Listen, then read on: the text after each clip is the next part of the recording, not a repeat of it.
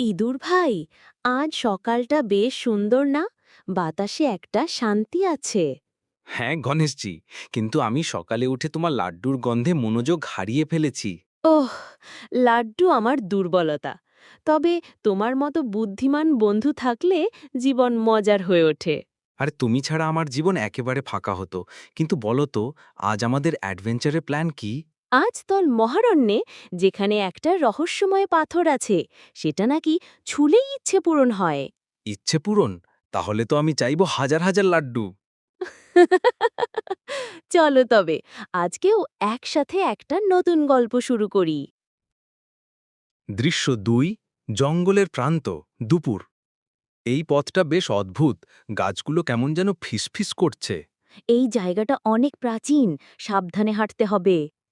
ওই ওই ওই ওই, ওটা কি? ওই ঝোপের দিকে তাকিয়ে, ভয় পেও না, আমি আছি। দানব না তো? আরে না, এটা তো একটা ছোট খরগোশ। আমি ভাবছিলাম বিশাল কিছু বেরোবে। তোমার কল্পনা অনেক বড়, ইঁদুর ভাই। দৃশ্য ৩, গভীর জঙ্গল, বিকেল। দেখো, ওই পাহাড়টার পেছনেই আছে সেই পাথর। আর একটু বাকি। তুমি আগে যাও, আমি একটু বসি।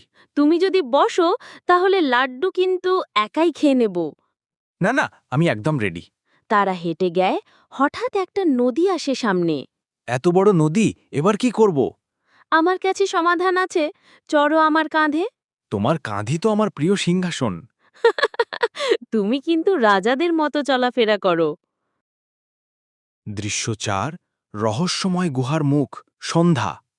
গুহার ভেতর অন্ধকার যেন গিলে খেতে চায়। ভয় নেই, আমার মাথায় প্রদীপ জ্বলে তো। জ্বলে উঠল, কত সুন্দর আলো। এবার চলো, ওই যে উজ্জ্বল পাথরটা।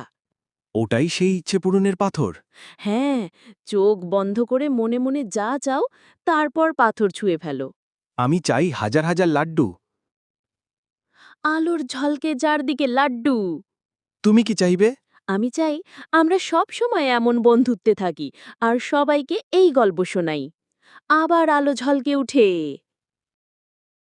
দৃশ্য ৫, ফেরার পথ, রাত। আজকের দিনটা এক কথায় অসাধারণ। অ্যাডভেঞ্চার, লাড্ডু আর মজার গল্প।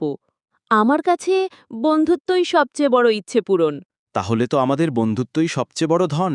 ঠিক বলেছ। চলো ফিরে যাই আমাদের প্রাসাদে। আর সবাইকে বলি, গণেশ আর ইঁদুর মানেই দারুণ মজার অ্যাডভেঞ্চার। চলো শুরু হোক পরের গল্পের নতুন অধ্যায়। শেষ দৃশ্য।